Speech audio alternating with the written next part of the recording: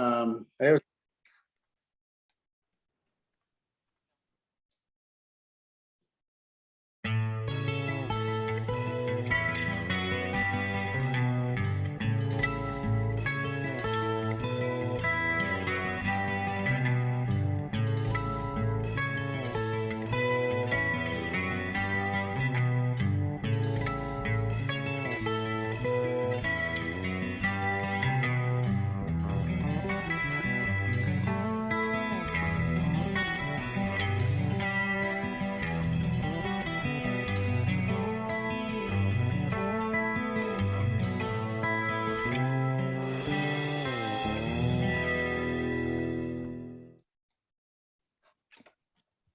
Love that intro, Dan, don't you?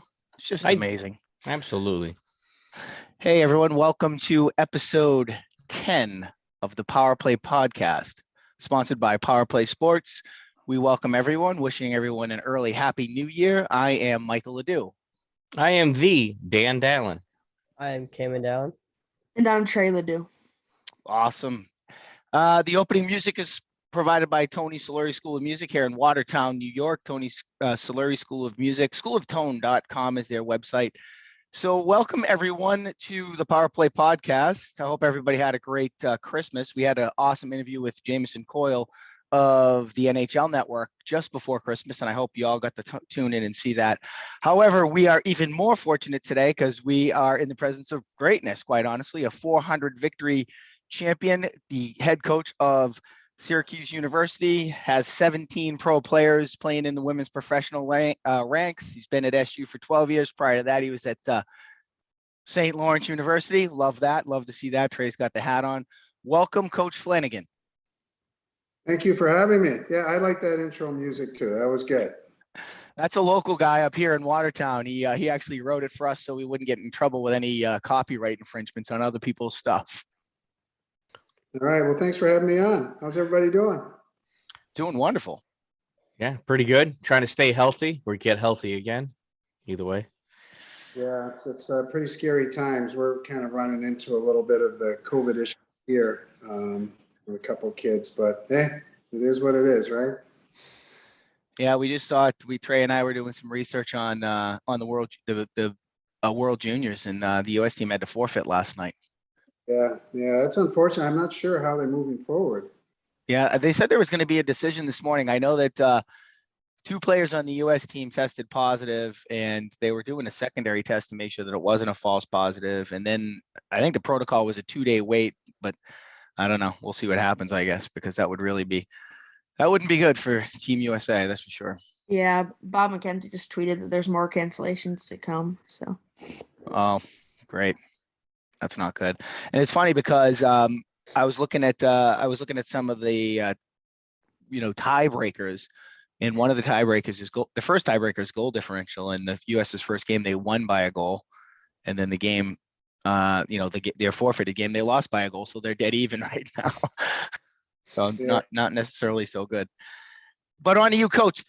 Really like you to tell us a little bit about really the early days of hockey with you. You know, how you got into the game back as a young man a few years back, probably several years back, and how you've risen to where you are today.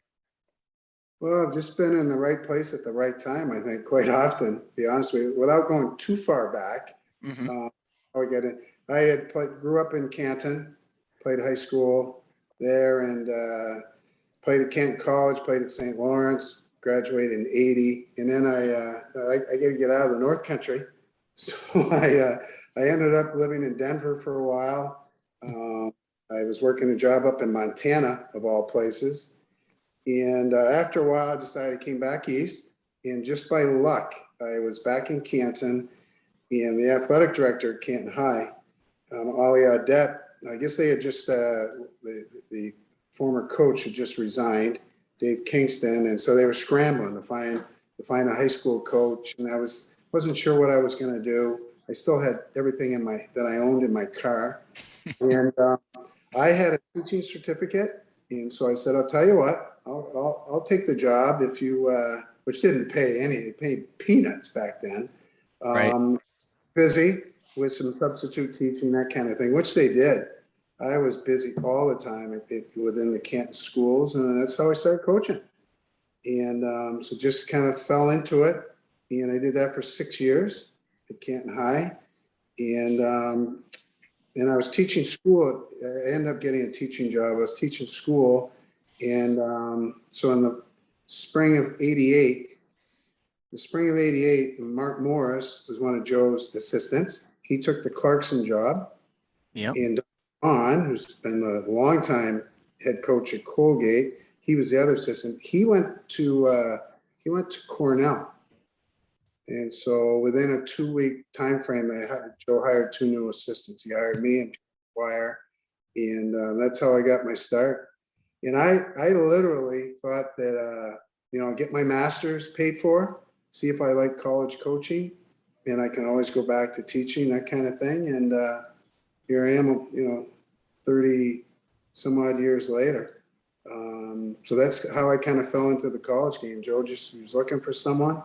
And I did get my master's. It took me about 4 years, but I really fell in love with the college game. I like the kids that, they're all motivated. I was on the men's side for 11 years working with Joe Marsh, who you mentioned earlier, and he was a great mentor. And, it was tough, life on the road. I got married a couple of years in, had 3 kids, and it was tough because you traveled a lot. And as much as I loved what I was doing and working for Joe, I think my quality of life with my young kids and just the traveling was tough. And all of a sudden, once again, I fell into it. St. Lawrence was looking for a head women's coach. The program was 2 or 3 years old. And I guess I'm in the right place, right time. I mean, it was perfect for me with the transition. I didn't have to move. And now I would be I'll have assistants that can travel, not that I didn't, but it was perfect. And so I just kind of transitioned down the hallway, literally, of Appleton Arena. I just picked everything up and moved down the hallway. And I did that for 9 years and had a lot of great kids, and we had a lot of success. And I think that led to some job opportunities, Syracuse being one of them. And so after 9 years, Syracuse called. They wanted to start a program. It was kind of innocent at first. They called telling me they were starting a program, wondering if we would schedule them. And I get talking to the administrator, and I'm like, well, who's going to be your coach? Are you going to be a bona fide team? We want to play you. We want to help you. And he said, well, we're still looking. And I don't know, maybe the next conversation with him led to, well, would you be interested, that kind of thing. So I think at the time for me, it was probably either I'm going to just put my feet up, I'm going to be at St. Lawrence till I retire, or this is a good opportunity. And I'm not a big city guy, but maybe just to go to a smaller city, but a bigger environment, maybe try something different. Certainly I have a tremendous affinity for St. Lawrence, and I didn't feel like, I don't have to go anywhere, but this opportunity came up, and I just thought, you know what, they want to start it from scratch. They're looking for someone that has some experience. And so talked to my wife. My wife works with the state of New York, and it was perfect for her in terms of that she's in corrections, that she could transfer. And so I didn't disrupt her career. And so I think it was kind of a win-win. And it was only a couple hours south from my. And so here I am, started the program from scratch. We had about 3 months in the spring of 2008 to find a staff and find a team. And we were playing that fall. And I look back, 14 years, it's gone pretty fast. This is my 14th year now. So, but that's kind of the story in a synopsis right there. That's how I just kind of fell into it. And I didn't know that I was going to ever be coaching, but it's something that maybe you always have. When you play the game, maybe you have a passion and like to try it. I was just one of those guys that got the opportunity to really try it. And the high school level it was part-time, obviously. But once I started working full-time with Joe, it really became a passion of mine. So I've been really very, very fortunate to not only have these jobs, but work with a lot of great coaches and coach a lot of great kids along the way. Coach Paul, you mentioned something that just kind of caught me. I guess we don't really think a lot about how much travel is involved. You said you traveled a lot more as an assistant coach compared to when you became a head coach. Like in what way? What is that relation? Let's first start with the sports. To be honest with you, on the men's side versus the women's side, it's unique in our sport of women's hockey that there's a lot of showcases in tournaments. That seems to be the primary recruiting mode. You're going off somewhere for a Friday, Saturday, Sunday showcase or tournament. Not that you don't go to an individual game, run up to Kingston for a game, come back, but it's predominantly on the women's side, you're doing showcases. Whereas on the men's side, there's not very many showcases. At least there wasn't in my 11 years. You were flying to Saskatchewan 7 or 8 days and traipsing all over God's creation. Yeah. Practice in an afternoon and going to a game that night, doing the same thing the next day. And it's that much more competitive, I felt, on the men's side. In fact, coincidentally, I was with my family Christmas Eve, and my nephew Sean is an assistant for Mike Schaefer at Cornell. And just asking him, like, hey, where's your next game? He says, well, we're going to Arizona State. I go, oh, that'll be nice. Nice and warm out there. He goes, oh, I'm going 8 days in British Columbia. Baby, they got a little baby. And I'm thinking, boy, we don't really do that on the women's side. So my quality of life, when I switched from the men's side being an assistant, and even if I was transitioning to the women's side as an assistant, it just changed dramatically. And that's something we're very fortunate on the women's side, that it isn't as crazy with the travel. And so for me to back up, that was something that had a huge bearing on, I love being in the men's game. And at first I think a lot of people calling me and stuff saying, are you crazy? What are you doing? And I'm like, well, my quality of life just, went through the roof. And so I made a decision for my family, selfishly, I guess, but and then I, once I get into it, found out how much I really enjoyed the women's game. I never looked back, but it is something where, I think initially I did a lot of travel as a head coach. I've been pretty lucky here at Syracuse, especially the last 10 years. I've had real good assistants that have done a lot of the traveling, a lot of the legwork, but it is a little different. And that's all. And hopefully that explains. Coach, it seems like, and I kind of looked at your roster and follow you a little bit and follow the Saints and Clarkson. And it seems, maybe I'm wrong, but it seems like when I look at men's college hockey, because of the majors junior status in Canada, and they're in the fact that they're not eligible to play college hockey if they play major junior hockey, those guys tend to recruit out west a lot at DBC, JHL, and Saskatchewan and stuff like that. Whereas it seems like a lot of the women's recruits come from Ontario and Quebec mostly. Yeah, you're spot on. So in our sport is predominantly heavy with Ontario and Minnesota. Mm-hmm. And back to if you look at the numbers, for instance, I'm not sure how many high school girls team in New York now, because it's been growing, but there's 20. I think in Minnesota, there's like 180, just to give you an idea. And then you look at Ontario, I think it's from ages 6 to 16. They have as many kids registered playing girls and women's hockey than all of the United States. I mean, it's crazy. So those are the two hotbeds, and it's easy to us geographically. Obviously, we migrate to Ontario. In Syracuse, for instance, has a real good name. It's well known in Ontario that Syracuse, football, basketball, hey, we're trying to make it more women's hockey.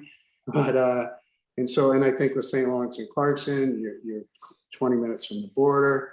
And obviously Ottawa and anywhere in Quebec is just a hotbed. So I think that's why you see a lot of the Eastern teams, and even some of the better WCHA teams have Ontario kids. But those are the two hotbeds where I think in the men's side, kids gravitate, whether it's USHL, which has grown so much and is all over different states. There's kids playing all over California. And we do have, there's women's and girls teams in California, just not as well firmly entrenched yet in terms of what Minnesota has and what Ontario has. Yeah. Tell me, you know what I was curious about, what's the difference between coaching at a school like SLU, which is a real small school, versus coaching at a school like Syracuse, which is a really, it's a big school. Is there a difference in funding, or is there a difference in, your access to recruits or anything like that? Is it a different environment? Like what you face versus what Chris Wells faces, I guess, maybe. Well, yeah, if that's the comparison. And by the way, I coached Chris when he was like a little tyke. I coached him in high school. I coached his son Bobby a little bit. So I know him pretty well. I'm sure. Well, I think for starters, you're familiar with St. Lawrence, whether it's St. Lawrence, Clarkson, you in school, you look at Colgate, RPI, Union, where there's smaller enrollments where hockey is the big ticket. Hockey is like, it's not just, the kids that are on campus, students come to they're town teams. Yeah. And at St. Lawrence, we, as much as you wanted, a great backing from the students, you knew you were going to get that. But the townspeople, like the Montreal Canadiens in Canton, New York, really. Right. I think that's something that really separates, like, you really had a feeling, and our kids always felt it, like, hey, you look up and there's a lot of townspeople at our games. Back we were getting 700-800 to a Dartmouth Harvard game, and that's pretty good on the women's side. And so a lot of notoriety throughout the campus, throughout the community, where in terms of the support, it's a little different how they funnel things at a smaller school. I just know, like, operating budget there, just, we always had what we needed, but it is different. Everything's coming out of a main fund, so to speak. That's how they kind of do things. Where now at a bigger school, for me, it was like, wow, what a difference. How, football and basketball fund everybody else here. Everybody. The department has to be self-sufficient. And so, we need football to do well, because that's the big breadwinner. And, it seems to me that everyone around here is crazy about basketball. I love it that they have such a following, but football drives the engine. But those two sports fund everybody else, everything. And so it's a totally different perspective. And you think, wow, those, big schools got all kinds of money, but they still have to, make the bottom line. And so I think the real difference that I have found here is a lot less notoriety. Not that Central New York isn't, a hockey hotbed. There's a lot of great, particularly on the men's side, there's a lot of kids playing college hockey right now. There's some pros. The Crunch draw very well. And, you get down there and there's 6,000 people. It's like, here's some hockey fans. But it's been, I think, tougher just generating that notoriety for the sport. Whereas at St. Lawrence, it's there. It's there. Classic facility, and they just put 20 million into it. It's like, oh my goodness. And they, because I think it's a lot more pride, because that's their primary sport. And here, it's just, we're one of those sports after football and basketball, to be honest with you. But our budgets are solid and they take care of us and get us what we need. It's just, it would help if we need to put a product on the ice and win games and generate notoriety from within. But it is something here where it's a little bit different, that everyone gravitates to those big sports. Because I'm surprised, as big as lacrosse is here, how they really, it's football, basketball, and then men's lacrosse. Yeah. And it's a big step to get to men's lacrosse. Yeah, I doubt. Yeah. And I mean, you got Gary Gate and Petro now. I mean, you got two of the greatest players to ever play the game. I mean, SU's, SU lacrosse is something else, but I'm sure it is a huge drop off from what football and basketball provide. Right. And like you're saying, Coach, oh, good. No, good. You go. Well, I was going to say, like you're saying, I mean, the SU women's hockey and men's lacrosse it's no joke. I mean, they're nationally recognized, globally recognized. The programs are outstanding, but that big step from basketball to those two sports is enormous as far as just local recognition and income generated. Yeah, that's funny. Yeah. And you know Does what? The coaches get it here. We all get Mhm. it. We know, and everybody's so supportive. And one of the things that I really noticed when I came here is just coming from a big athletic department, numbers wise, at St. Lawrence is bigger. There's 32 athletic teams when you count in, all the crew and Equestrian, and they get fencing and everything. golf and all that, and squash. I think there's 17 teams here. And so, I actually gotten to know the coaches better. And I think from day one, since I've been here, I'm just blown away how great the coaches have been. I've become, my office right next to Gary Gate for quite a while. He just moved upstairs recently, but just how good they are to one. They've been to me, but to one another. And there's a really good camaraderie here. Even Dino and Coach Behan, they're always supportive. And there's a really good camaraderie, which was a little tougher at St. Lawrence. You'd think the opposite. There's so many new coaches always cycling through at St. Lawrence and a lot of the sports. You go to a meeting and you know half of them. But here it is something where they've been great to me and to my assistants and our program. And, but at the end of the day, yeah, we recognize, who's bringing home the bacon, so to speak. And you get it, you understand it. And that's why we always cheer. I love the football team anyway, but you cheer for them. Yeah. That is so much of the resources that we have to work with starts with them. Mm-hmm. And the other thing I alluded to a little bit earlier, but we found out, my wife and I, with basketball, I knew it was always a big program here, but it's the school and the students and everything. But this whole area, like people drive in from an hour to go to, like, you can't go to a restaurant. If they're on TV, we found out rather, don't go out to go to a restaurant that has TVs, because you're not going to get in if basketball's playing. It's a great time to go to the supermarket because nobody's there. Nobody's there. You know what I was wondering, Coach, is with all of those sports, they have a men's and a women's program, and they're both successful in football not, but many of the other sports like lacrosse and basketball. There's no men's program on the hockey side. Do you foresee a men's hockey program, Division I hockey program at SU in the future? Well, I do think a little bit of that goes back if you really look delve into the athletic department history here, which I've done a little of since I've been here. Obviously Title IX, Mm-hmm.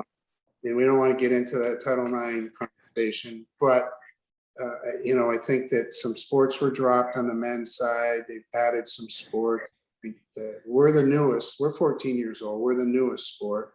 Softball before us, and so right now it's 7 and 10 or 7 and 11. Maybe there's 18 here with cheerleading, but there's only men's sports here and 11 women's. I think that's what it is. Wow.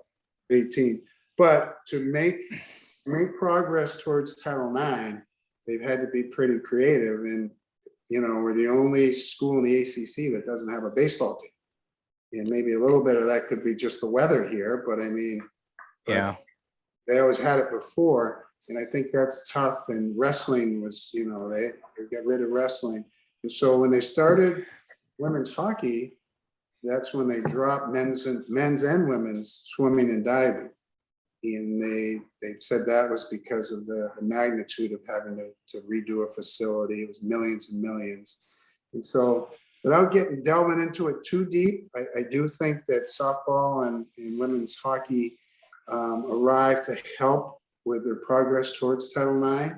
Any school that receives federal funding, even though we're a private university, we receive federal funding, you have to kind of abide by the law, which is, I think Title IX is 1972 or 73. Mm-hmm. So with that said, with a men's team, they have a men's club team here. Mhm.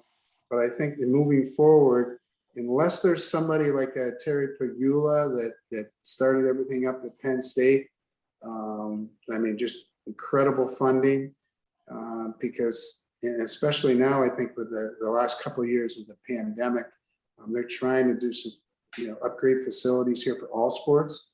Yep. And I think to all of a sudden, I mean, do I think that men's hockey would go here?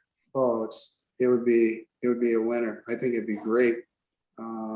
But I think financially, they're just not ready for it. I'm not going to say they'll never have it here, but I think a ways off. I think there's a lot of recovery from this pandemic to get through the next few years, build some facilities for existing programs before they would think of probably doing something. And then that trade-off with Title IX. So, but I mean, would I love to see it? And you guys, obviously, hope it can happen someday, because I do think it would be great here. I think it'd be well supported. But I do think things are on the back burner right now.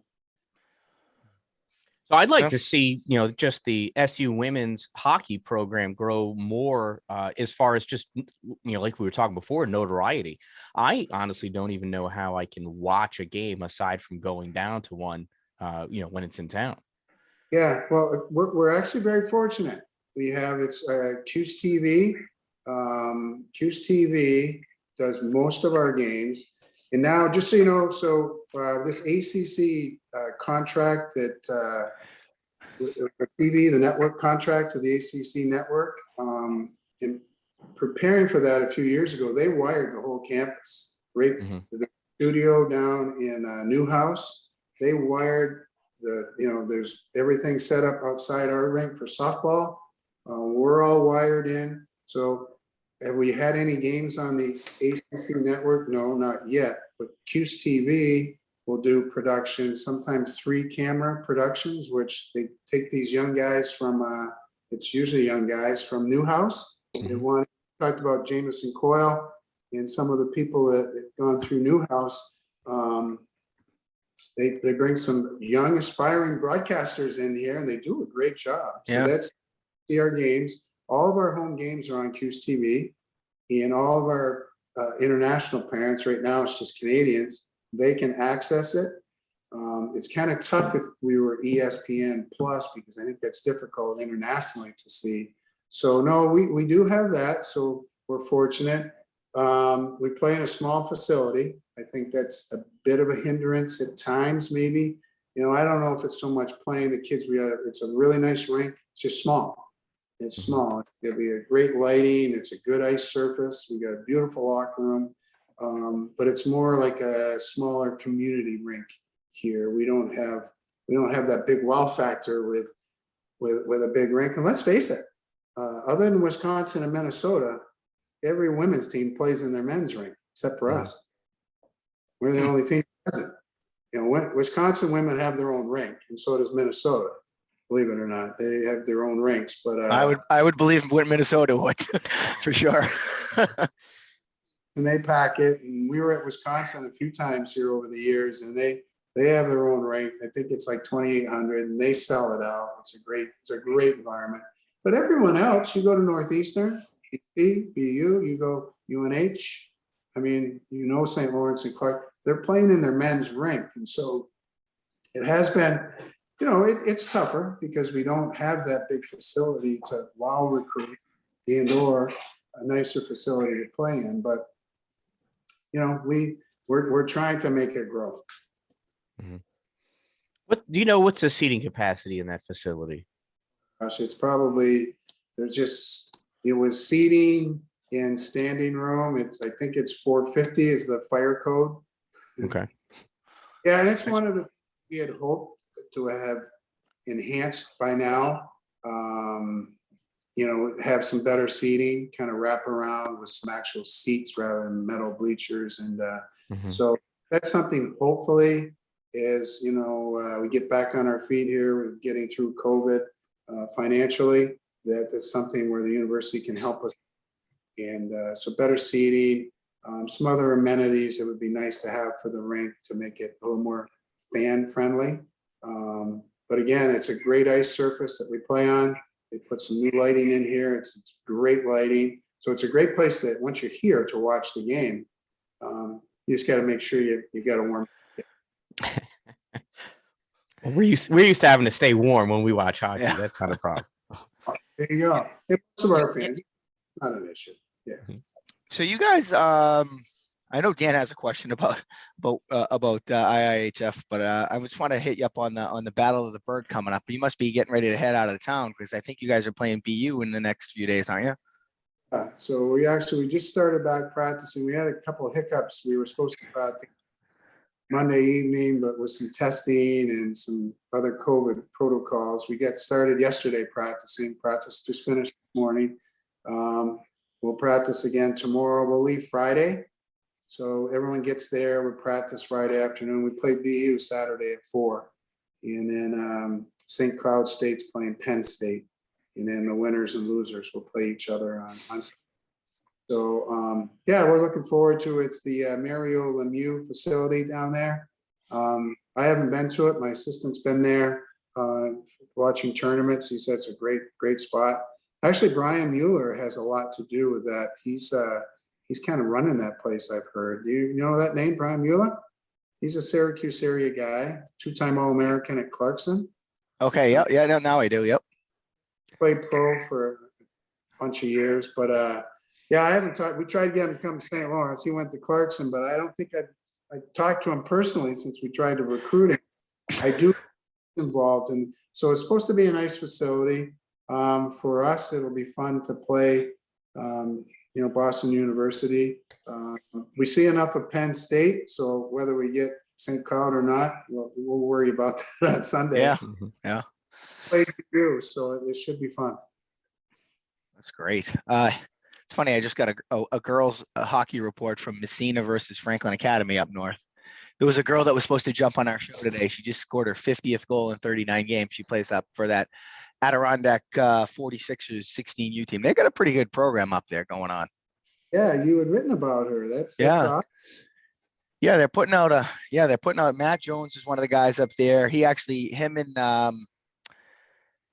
put us in touch with Moff. We talked to Coach Moffat over at Plattsburgh. We were trying to get Hooley on. He was supposed to come on.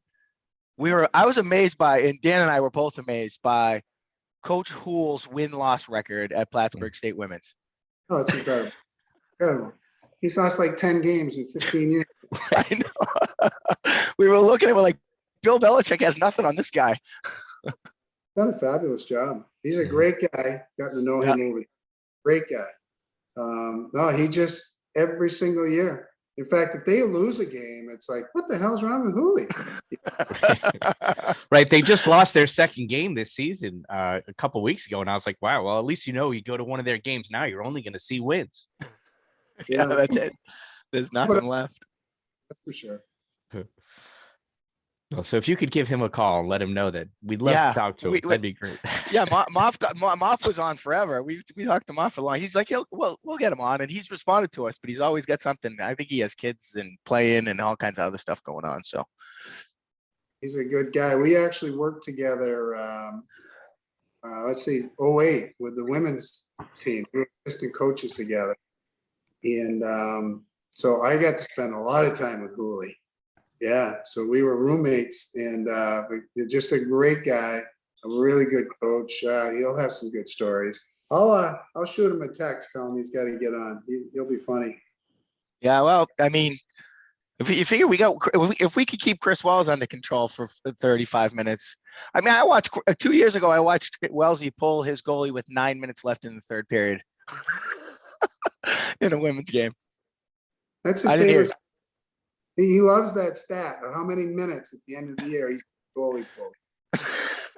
If they scored, they wound up scoring. You had a power play, 5-on-4, pulls his goal. He's down like 4-1, 9 minutes left. He winds up getting a goal, making it 4-2.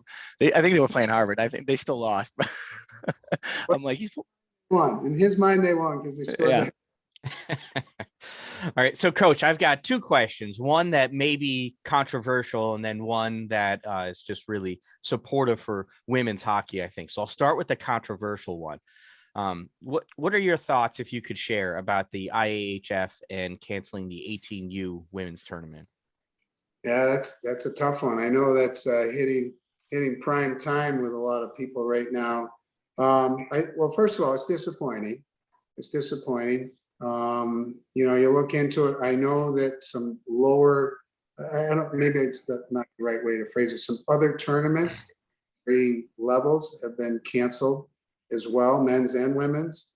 I think that to kind of look at the World Juniors and use that as a comparison, maybe is tough. Maybe that to me is a separate entity just because of the millions that are involved in that whole tournament. And who knows, speak right now, what's going to happen with the rest of that. Right. But I do know that there's millions of dollars that are involved in the World Juniors. And not to say that there isn't a lot at stake for the U18, men's or women's, or U16 tournaments, whatever. I just think, it's really difficult situation. I really feel for the kids that are involved. So just generally speaking, it seems like it's a bit unfair for sure if it's just the women's game, but I have heard there's a lot of different men's tournaments that have been canceled. But I really feel for those kids that maybe on the team last year, this year, and you don't get a chance to represent your country because all of a sudden, you're off to college next year, you won't get that chance. I really feel for them. That's so unfortunate.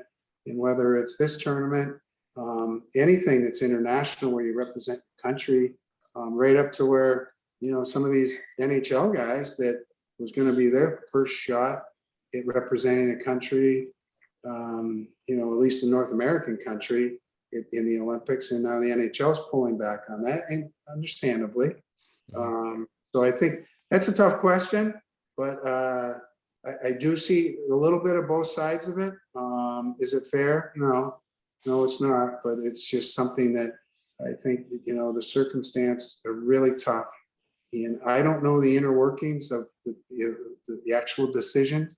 And maybe there's a lot maybe that we don't know. I don't think they just arbitrarily, let's just cancel this U18. Right. Sweden. I don't think it was anything like that.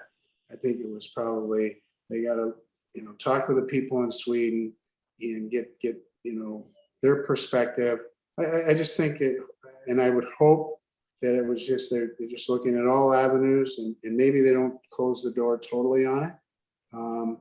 But I think that it's tough, and I feel for those kids, those coaches that won't get a chance to coach, and those kids that won't get a chance to play. Mm-hmm. Yeah, I think that's really what people struggle with the most. 2 years in a row, 18Us. I mean, this is their last shot if they didn't get a chance to play previously, Yeah. So, okay. Now, my other question, which hopefully I would expect ends on a much better note, some advice. So I have an 11-year-old girl that plays hockey, loves hockey, actually just came out in net and is playing defense for the first time in her hockey career, loves it.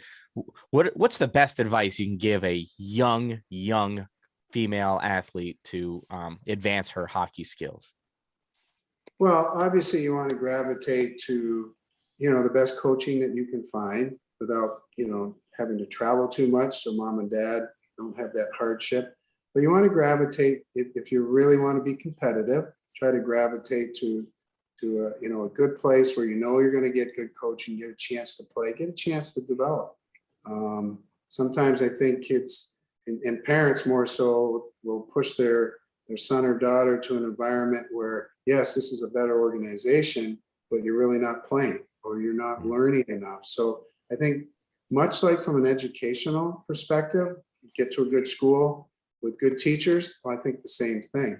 Find an organization that's going to, not just look at everything's about playing the game, but kind of a holistic kind of approach where, some good guidance, good coaching, but also learn some good values along the way and making sure that things are in a good perspective.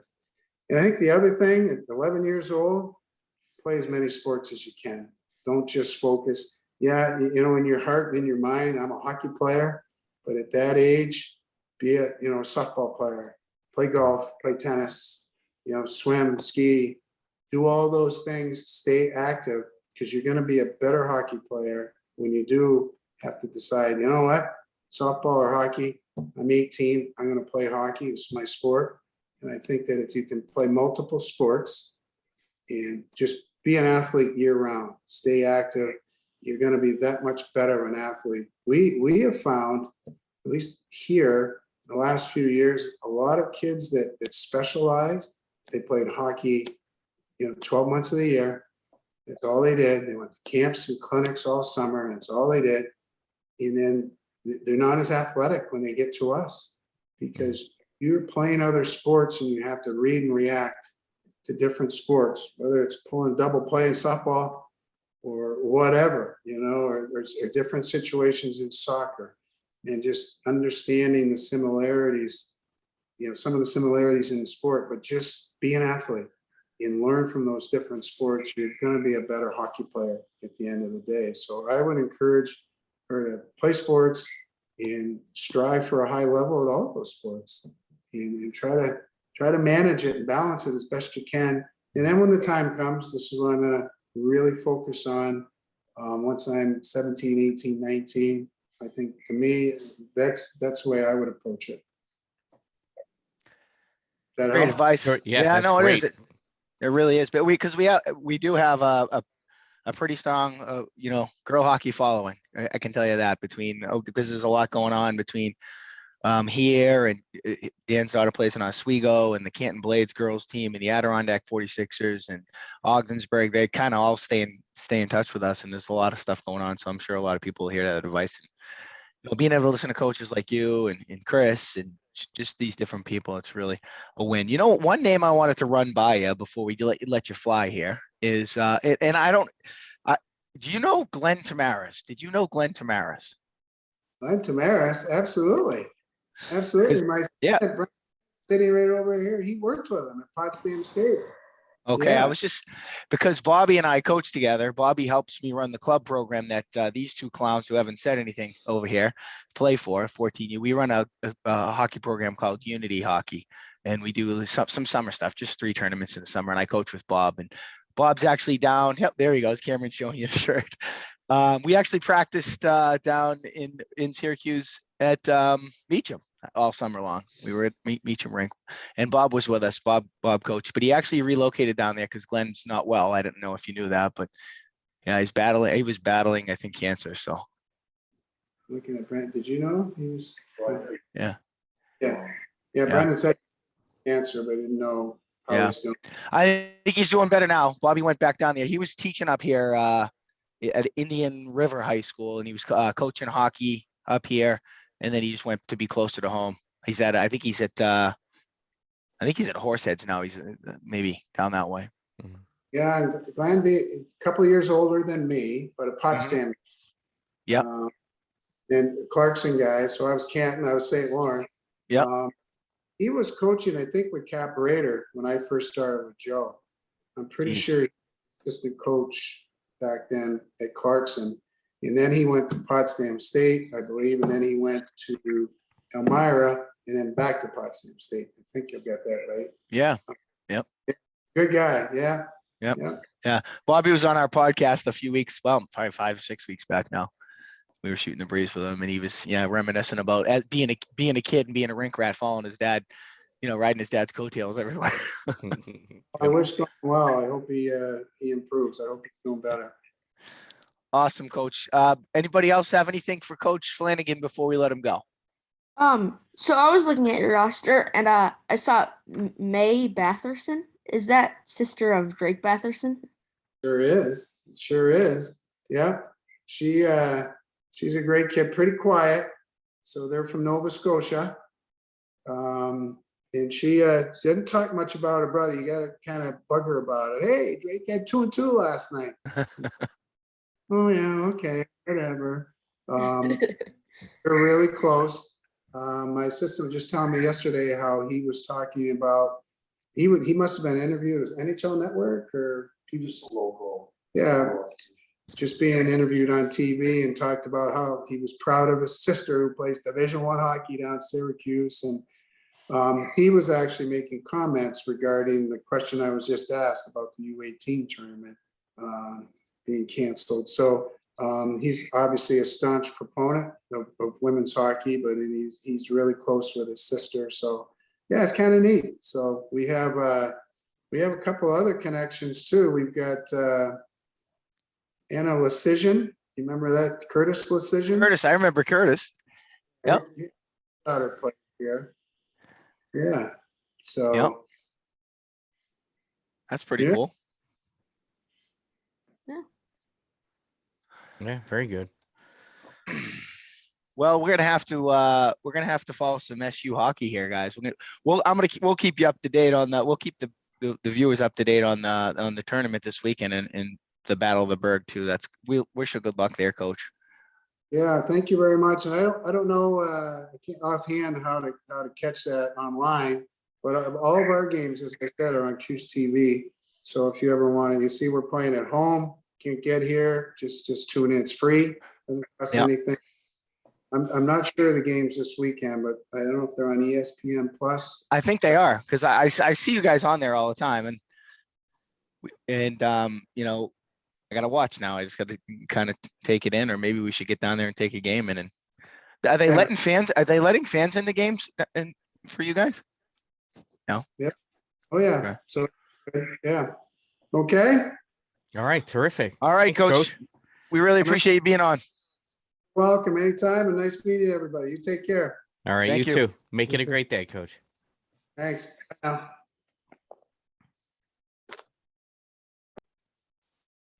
Excellent. Listen, the more we talk to these people, I think the more I'm gonna have to look into this Newhouse school. Yeah, it's pretty cool. Yeah. Hey Trey, who's Batherson? He's a senator. He's really good. Yeah, what's his name? Drake Batherson.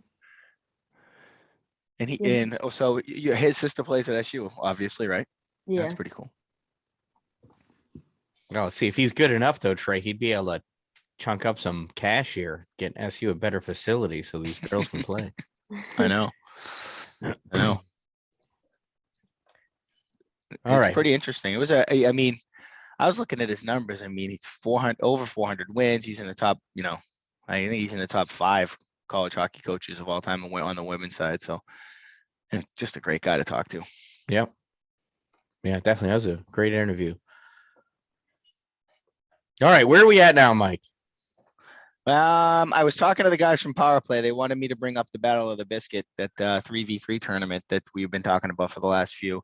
It's underway. They had some, you know what? If I can, maybe I can share my screen. Share my screen here and go to my preview. They had, I don't know if you guys can see some of the pictures, but Coach Sherrill sent me the pictures. Can you guys see these babies on here? Yep, very nice.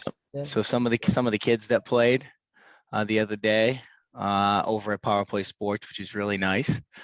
Playing a little Bubble hockey. That's Bubble like the hockey, only NHL hockey we got going on right now is bubble hockey. that's about it. I thought I had a picture of there was a Sophia game? Williams there. What's that, Trey? I was just gonna say a comment on NHL hockey. There was a game yesterday that ended in 8-7 score. Wow.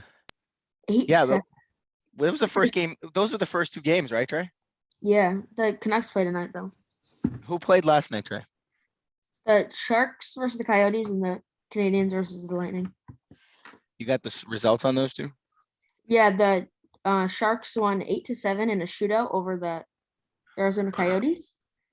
And 15 there were goals. actually 3 players in that game that scored their first career goals. Wow.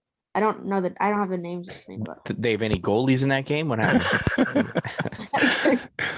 They used the plastic goalies like we have at the rink. Listen, that plastic goalie's pretty good. I've seen him block a lot of shots. yeah, Bob can make some really clutch saves. Actually. Bob and Robert, right? Bob and Rob. Well, we always joke around. There's a red one and a yellow one, and I always say the red one's better than the yellow one. And Tell you, then, the belly button on those things must be freaking hammered with black marks. That's all I see these kids shoot at. and What then was the other one? yeah, Montreal pushed Tampa Bay to a OT game, but Tampa won 5-4 in OT. Yeah, what's his name? Braden Point had a heck of a game. I saw that highlights. I think it's his first game back from an injury, and I think he had a couple goals in that game. I did have a couple things. I don't know what you guys have. Canucks play the Ducks tonight, riding a 6-game winning streak right now. Yeah, that was it. Was probably not a good time for COVID to hit for the Canucks. Hopefully they can pick it back up like they were doing before COVID. Yeah. I have some IIHF trivia questions. Oh, you do? Ooh. Some World Junior World Junior trivia. Well, let's run with. What do you say we run with Trey's trivia Well, now? actually, it's more just international in general, but All right. it's an Olympic question. All right, think- so which international team won the World Juniors last year, and what was the score? Yeah, I got nothing. The World Juniors last year was played in a bubble. There were no fans. The United States won the World Juniors, led by Cole Caulfield, Bowen Byram, and what's the name of the goaltender that plays for the Florida Panthers now? No, but Bowen Byram's Canadian, but Trevor Zegras. Oh, Tamaris Zegras. I meant Bowen Byram was on the Canadian team. Who's the goalie? Wasn't the goalie from Florida? Spencer Knight. Yeah. And the U.S. won the championship game 2-0, I believe, against Correct. Canada. Yep. All right, nice one. Holy cow. Ta-da. Yeah. I'm a World Junior fanatic. It's actually my March Madness. A lot of people like basketball. My March Madness is the World Juniors. I just absolutely love watching it because you see all the guys that are either drafted to the NHL or going to be in the NHL and like college kids. It's pretty cool. All right, Canadian Connor Bedard scored 4 goals last night against Austria in a World Juniors game, tying the world record. The World Juniors record set by who? I know one of the guys that did it. One of the guys is Mario Lemieux for sure. Nope. No? There's only one other guy. One other guy. Give me his initials. WG. WG. Wow, that's a tough one. Wayne Gretzky. Yes.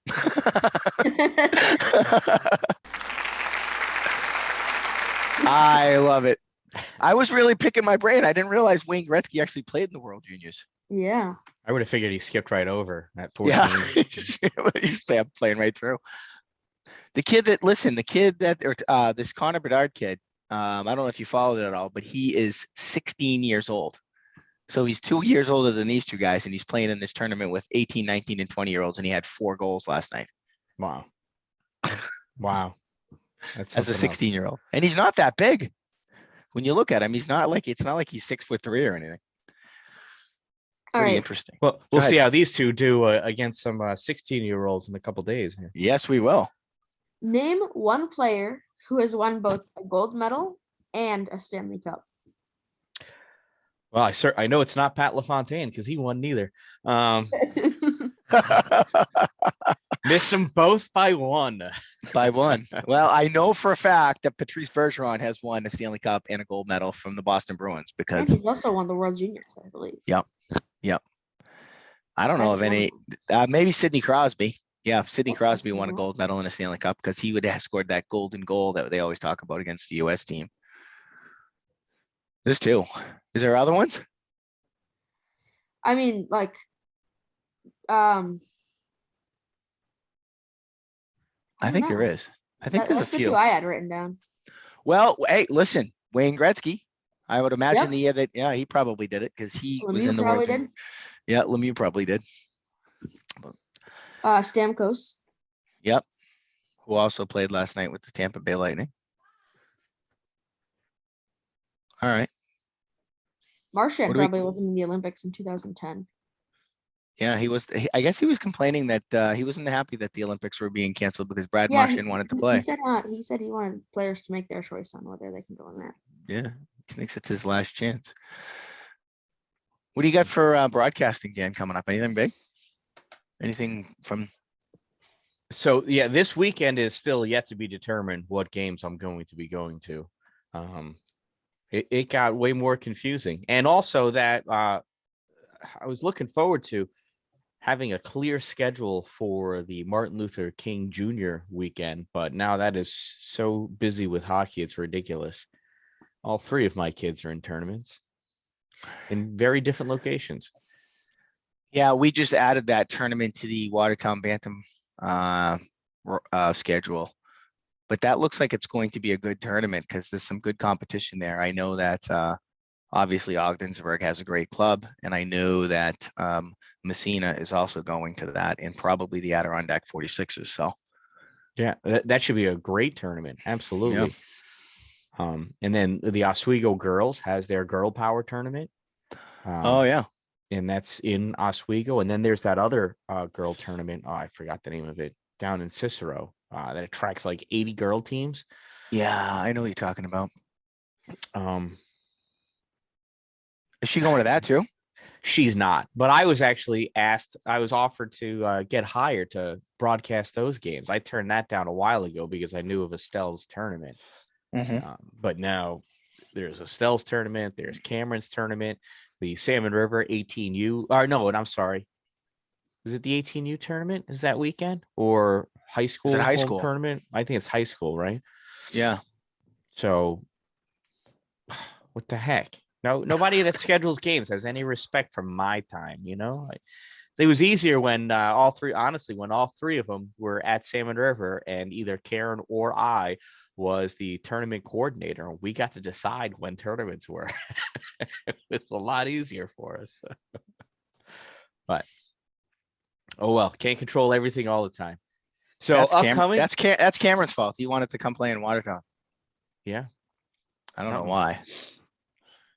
I don't know. Found some kids. It's all about the kids. Yeah, it's not about the coach. It's about the kids.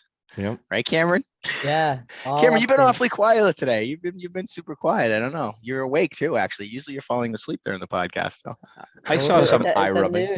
at noon. It's It's now 1 o'clock. So we do have some reports of previous games over the last week. Okay. So we've got I just have the IHC Mohawk Valley game and the Watertown and Oswego game. Did the Obey play? No, they played the 22nd. I think we covered that game though, didn't we? I'm not sure. Last week, Wednesday. I don't know. Let's see, do I have those results on me? You're against looking. Beeville. Okay. Oh, Yeah. against Beeville. Yeah, Did you cover that? I did. Yeah. And Baldwinsville again, they play a really good game of just slow wearing down. Like they don't come out looking like they're head and shoulders above anybody, but much like they played against IHC, it was just they constantly played their same game and they just wore away at their opposition. And by the end of the game, Baldwinsville had come away 5-2. Ontario, Really? Baldwinsville beat Ontario Bay 5-2 at the end of the first period. It was 2-2, and then they were up 3-2 at the end of the second. So it looked really, really close. But then, they buried a couple more and just won 5-3. So, that's what I think. The IHC thing too. I think they were 3-3 with IHC and wound up winning 6-3, and they just ran them down. Right, just wore them down. That's Yep. it. So it kind of goes to say, somebody gave me some good advice or a tip that they had heard a long time ago. It only matters if you win the third period. Yeah. So we know that. We've had a lot of problems in the third period this year too. That's for sure. Let me see what I have here. I got the FPHL. The Watertown Wolves got a little of that. They had a game. You guys check this out. I don't know if you guys. I know Carter Nethers went, so I don't know if you guys heard this, but they played Monday night and they were supposed to play a 7 o'clock game. I think the game got started at 11 o'clock at night because they were playing the Danbury Hat Tricks, and the team's bus broke down on at least 2 occasions, maybe 3. So the team wound up getting to Watertown and they played the game starting at 11 o'clock at night. And it was funny because they were making light of the whole thing that the first period was on Monday and the rest of the game finished on Tuesday. And they wound up winning 5-4 in overtime, and they called it the Midnight Showdown. And Nice. the Wolves are actually playing the Delaware Thunder tomorrow, Thursday, New Year's Eve at 7 p.m., which I think will affect our practice because I think we were supposed to have a practice tomorrow night, but well, we'll figure that out anyways. Oh, I look forward to those updates coming through Sports Engine later. You got anything on the World Juniors, Trey? Austria lost to Canada. That was the only game last night, and they lost to 11-2. And that was the game that Connor Bedard had 4 goals. 11-2. USA is on the brink of elimination tonight against Sweden, who is very good this year. Mhm. Yeah. So yeah, it's gonna be rough. Yeah, that, and like we were saying when we were talking to Coach Flanagan, who knows what's going on there. Those guys are in like Edmonton and Red Deer, and they're like playing in like I guess a quasi bubble. They can't have contact with anybody else, but now COVID reports are coming out of there like crazy. So the IIHF is probably going to be probably should have canceled this too. Actually, just got an alert. Yep. Czechia has forfeited today's game against Finland due to a COVID-19 issue. Wow. So that's another win for Finland. Yeah. Yeah, I think they're undefeated, right? Finland's like either 2-0 or 3-0. Yeah, they just won against Czechia because they forfeit, and yeah, not doing good. A little bit of college stuff, not a lot going on right now because everybody's on break. You know, nobody's really been playing. None of the college teams have really been playing any hockey. I think stuff's picking up. Like, you know, we were talking to Coach Flanagan. They're going to that tournament in Pittsburgh. I think a lot of teams are starting tournaments and play this weekend, even on New Year's Day. I know that St. Lawrence Saints face off tonight, which is Wednesday, recording date, and they're playing UMass Lowell, which is my home team from Massachusetts, UMass Lowell in Canton tonight at 7. And then they are playing University of Omaha, Nebraska, which is a very good program, believe it or not. And they're playing them on New Year's Eve. And then Clarkson had a men's exhibition game scheduled at the University of Ottawa on the 30th, but I don't know if that's going off with the border being the way it is. And one more time on that Syracuse women's game, they're going to be playing in the Battle of the Berg in Pittsburgh. They're scheduled to play BU on Saturday, January 1st at 4 p.m. And then they will play either Penn State or St. Cloud. So if you have a chance to watch it anywhere on, what would he say? It was Q's TV? Q's TV. Or if you have ESPN Plus, I think they're on there as well. Canton men's hockey, they're playing Skidmore in the Pathfinder Bank Tournament. And then they're playing, I think that's down in Oswego. So that's it. I have the IHC Mohawk Valley game. You called that, Dan. That was a 6-2 win for IHC, their first regular season victory on 12/22.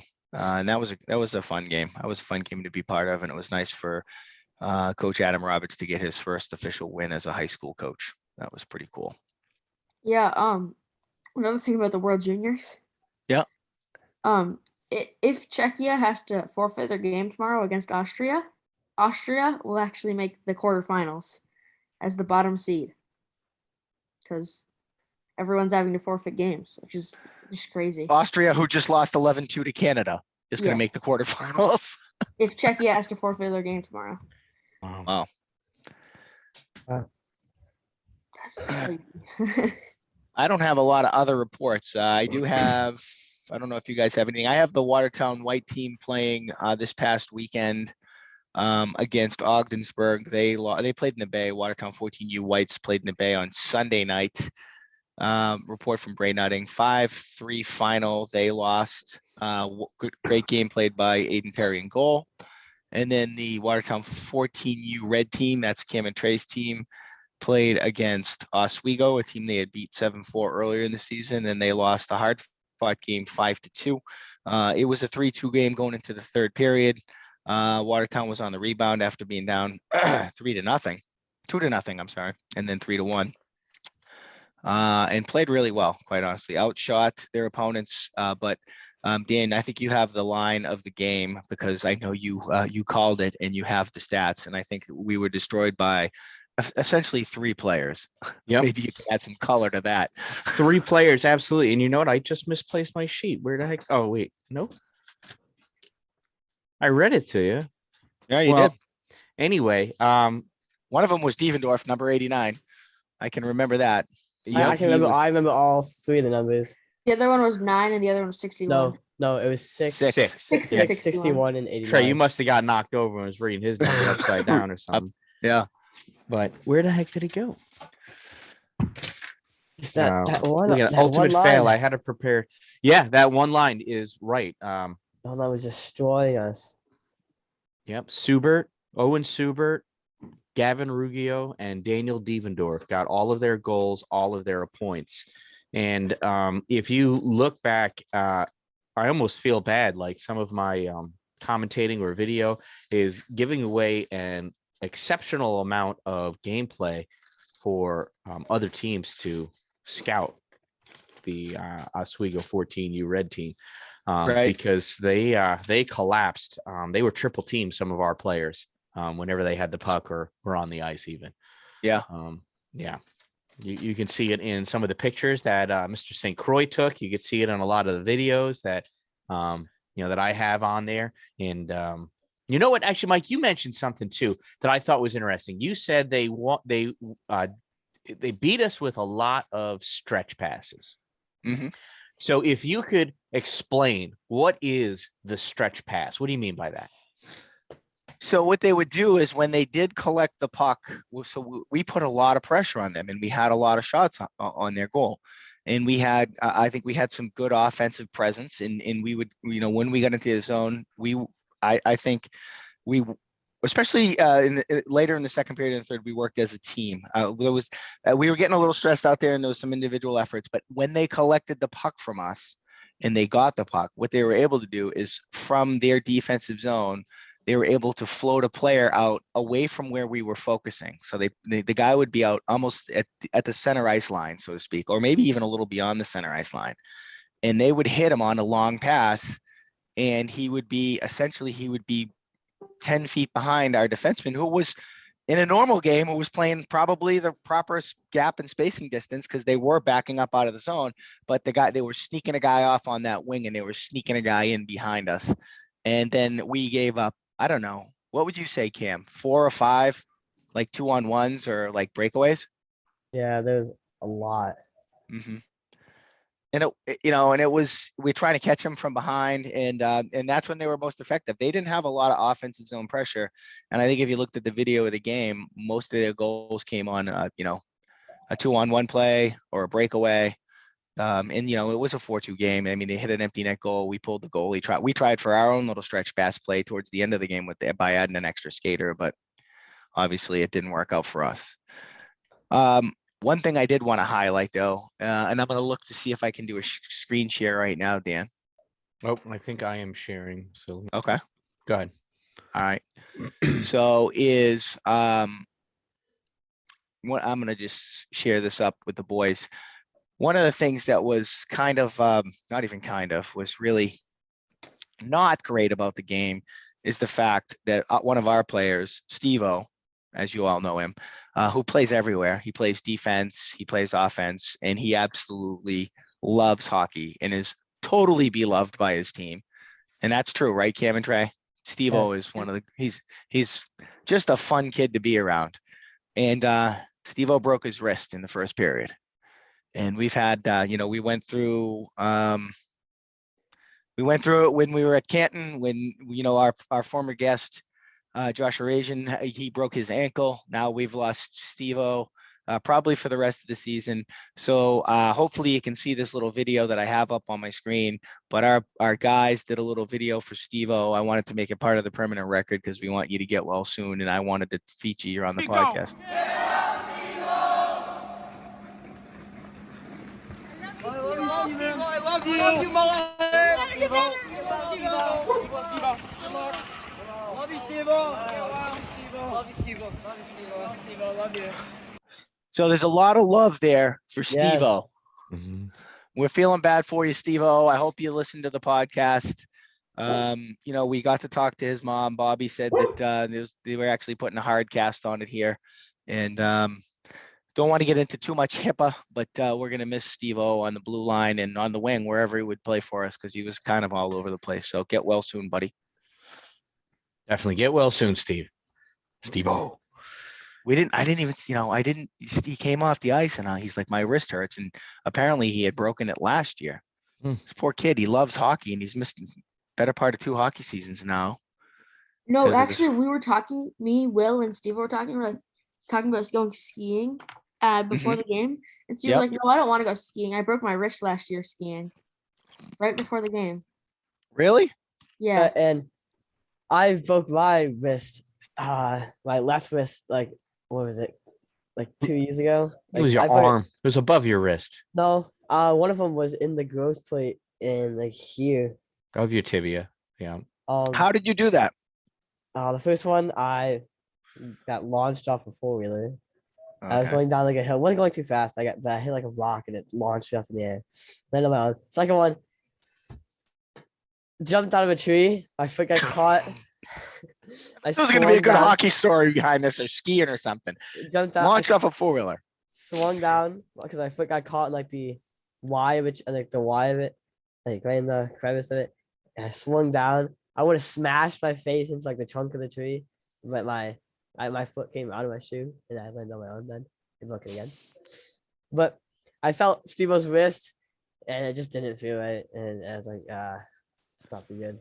He stayed at a Holiday Inn Express last night. Now he's a doctor. That's right. That's right. Dr. Cameron. Awesome. Let me see. What else do we have? Our Watertown 12U red team is still looking for some games. January 15th, 16th, and 22nd. Contact us. Reach out to powerplaypodcastnny@gmail.com. That's powerplaypodcastnny@gmail.com. We can put you in touch with Shane Wisner, team manager. Not much going on the Lady Bucks front. Heard from Bean and Weezer. They've had a week off, so good for them. Heard from Piper Gonis out in the field. Same thing. Nothing going on there. TI Lady Pirates, unfortunately, didn't play, and the Islanders girls varsity program still winless as they lost their last game to Canton. We did hear from Massachusetts, our friend Braden Rich, who was on a couple weeks ago. He had a good game this weekend. The Auburn Rockets over in Massachusetts beat the Woodstock Centaurs. What a cool name for a team, Centaur. 3-2. So congratulations on that win, Braden. That's a big one. And then we have our contests sponsored by Power Play Sports, and those are the 92 Challenge and the Mop of the Week. So why don't we reveal? Dan, I'm going to let you do the reveal on. I'm not going to let you. Why don't you do the reveal on the mullet of the week? So clearly, no 92 challenge because there's been no school. No, right? I got one. I have one. Oh, really? Yeah, I do have one. He submitted it on Facebook. So okay. It's a excellent. Well, good to know. Good to know. Upcoming games this weekend, we have the Watertown 16U versus the Watertown 14U game Friday morning. I'm almost positive that you'll be able to catch that on my YouTube channel, The Dan Dallin. And then on Sunday, I know 3 games. I know Salmon River 18U is taking on Clinton at the Haldane Memorial Arena in Pulaski.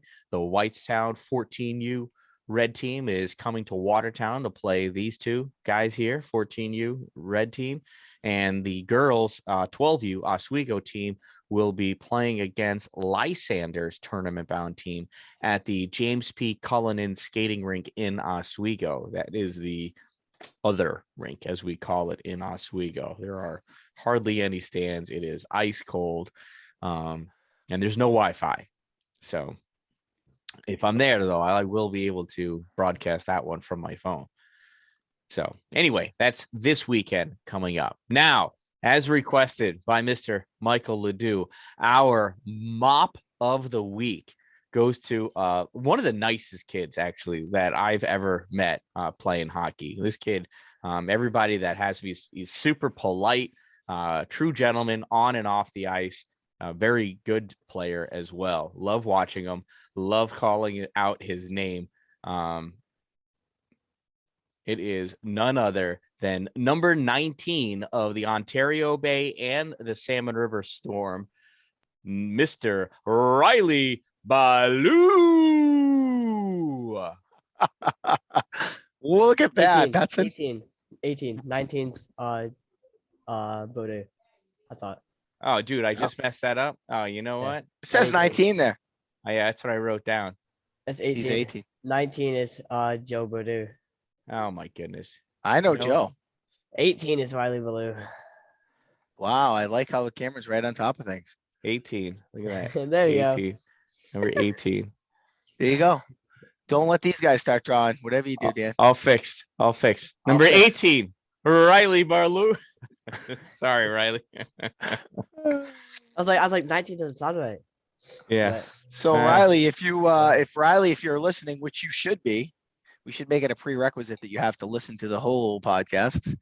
You That's can right. stop by Power Play Sports to get your special prize, which is a Power Play Sports baseball hat, which is really cool. Congratulations. That's glad that we got a submission. I'm going to do one quick screen share here to talk about our 92 challenge. It's submitted a couple weeks ago, but we actually have probably a dozen more in the queue. We have a lot of submissions for this. Let me just see if I can, let me see where I have that winner. Let me just see if it's in, nope, it's not in preview. Let me do my screen share. And there it is. The winner of the 92 challenge for having great grades above a 92 or an A is Sam Miller with a grade of 100% in his tax and tip quiz, which is an appropriate quiz here in New York State, where we both have plenty of taxes and have to tip people when we go to restaurants, right? So that's good, Sam, that you got 100%. It seems like everybody's doing quite well in math. We have a lot of winners that are doing that really well. So Sam Miller, we will notify you that you can get either a Power Play Sports hat, 2 rolls of tape, or some Howie stick wax from the folks over at Power Play Sports. Awesome. Congratulations, Sam Miller.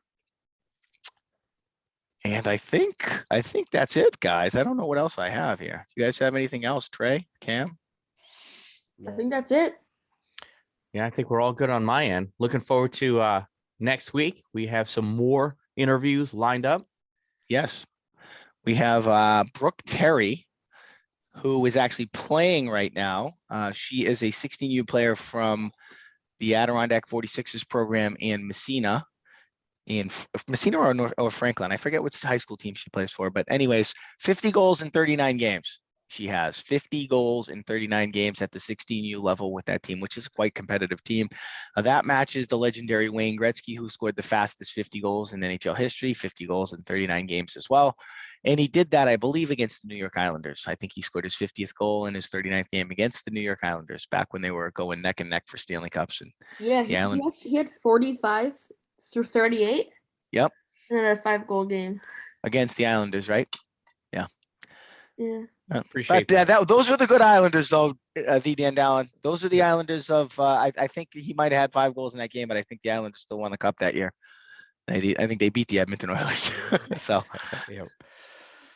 all right, we'll turn it over to you, Dan, for our sign off. All right. Well, we appreciate everybody being with us here. Don't wait for it to be a good day. Make it a great day. Great everyone. day. All right, everyone. Thanks a lot.